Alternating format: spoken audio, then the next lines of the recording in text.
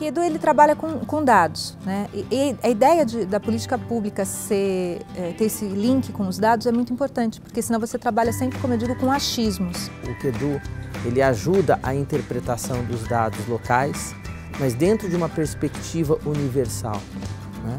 Você se enxergar dentro de uma realidade muito mais ampla e você impor desafios a você mesmo a partir dessa realidade que você está enxergando.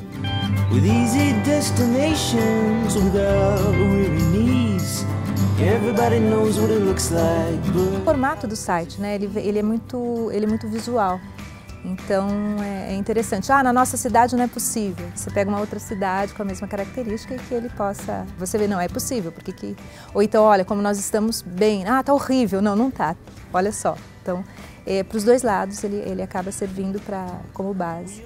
Você consegue enxergar municípios que estão numa posição melhor em você em determinados aspectos e pode também inspirar experiências de benchmark e de práticas que talvez você não esteja adotando e que a partir de uma observação no Edu você consiga enxergar realidades que deram conta de desafios que talvez você ainda não superou.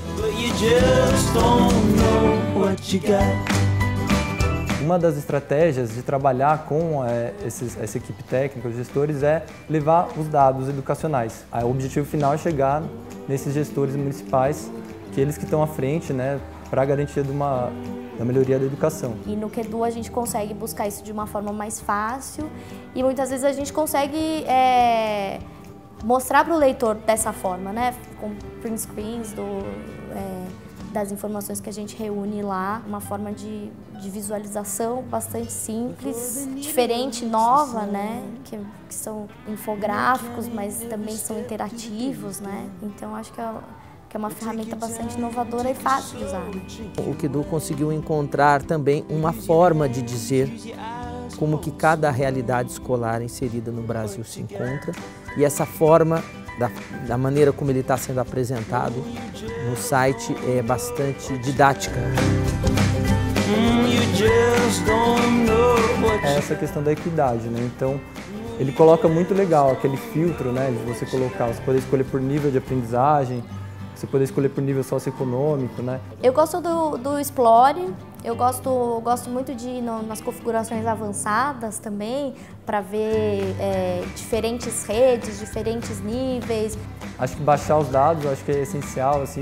Eu acho legal a gente descobrir um pouquinho sobre o que os próprios professores, o que os alunos falam, o que os diretores das escolas falam, e ali também é bem fácil a gente descobrir. Quando você apresenta dados, você consegue inclusive reverter algumas ideias ou teorias já do senso comum. Nasce o interesse de comparativo, de estabelecer esse tipo de comparação com outras redes.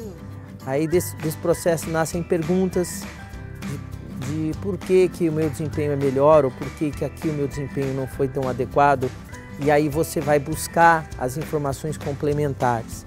Eles vão poder fazer uso dessa plataforma com mais regularidade para fazer planos, né?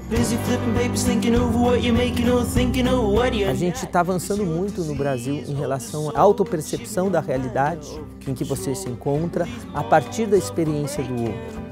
E esse exercício que tinha bastante resistência no Brasil, a gente sente que há um movimento a favor no sentido que esses dados, na medida que eles são lidos, eles ajudam, eles contribuem para o desenvolvimento da educação.